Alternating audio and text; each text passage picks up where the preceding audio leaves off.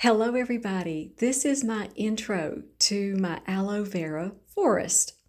My daughter and I were out shopping back in February when it was still cold, and we saw these, and my daughter said, "Oh, Mom, we have got to grow aloe veras. They're very beneficial plants to grow." So here we came home with these aloe veras, and they were about almost the size of these offshoots right here. Almost. They were in little 2.5-inch pots. I sat them in front of this huge eastern facing window. This window gets sunlight from sunrise till about 1 o'clock p.m. It's a really, really good growing window. These like a lot of light, and they have taken off. I've never seen anything grow quite so fast. These clean the air more than any other houseplant.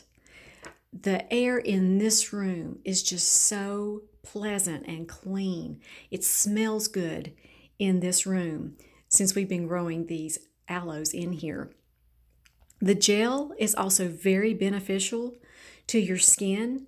My daughter did some research on that, and she said to allow about an hour after you cut a leaf off of the plant before you use the gel, because it will neutralize the acid in the gel and it will be safe for you to use. So that's another great thing to know. As a matter of fact, there was one of these plants that I harvested quite a few leaves off of. I'll show you that plant. I harvested the bottom leaves off of this plant. You can see where I cut them off with scissors, but you can tell these plants are meant to be used because the leaves grew back, they filled in, and this plant is very beautiful. The thing to keep in mind is these plants are succulents and they like a lot of light. If you have a window that gets morning sunlight, that is going to be really good for them. Also, a western exposure. The late afternoon light, that would also be a good location for these plants. The tricky part about growing these, especially if you're like me and you like to water a plant, you have to watch the amount of water that you use. I don't water them as often as I do my other house plants, and that's why I'm growing them in these orchid pots. It's so that I can see the amount of moisture in the pots. And the other thing is I have these available since I do grow orchids. And so I watch to see when there's not much moisture in these pots.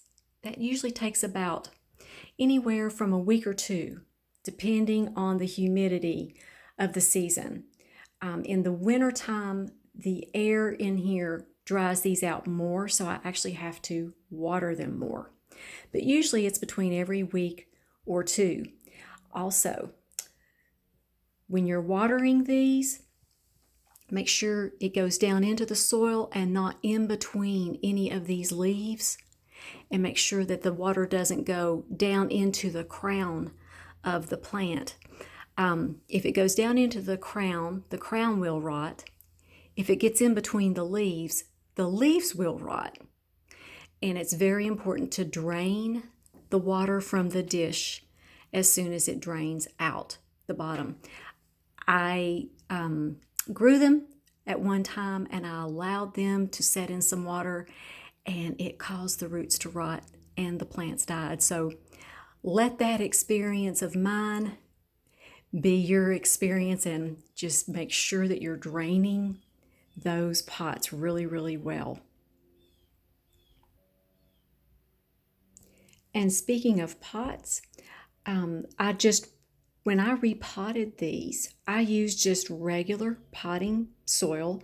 I didn't use soil for succulents. I used just regular potting soil, and they are growing very, very well in just regular potting soil. And I do fertilize these about every other time that I water. And here is my fertilizer recipe. Per gallon of reverse osmosis water, and I use reverse osmosis water for all of my plants. I add 10 drops of CalMag or Calamagic. I add this to the water first. Then I add a teaspoon of Better Grow Orchid Plus. That's what I have on hand. I use the weekly amount of that, and it's a 2014-13 fertilizer. I use 30 drops of Grow More seaweed extract per gallon, and I use that usually about twice a month or every other time that I water. When I'm not using this fertilizer mix, I use just regular clear water, and that's going to wash out any fertilizer salts from the pots. And I'm probably going to have to divide some of these because some of the offshoots, or puppies is what I call them. I guess I call them puppies because they're cute and they're small. But as you see, this one is starting to kind of pull forward. It's got so many offshoots around the base of it, and this offshoot is really growing fast.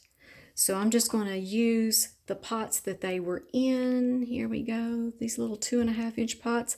That's what these came in when my daughter and I brought them home.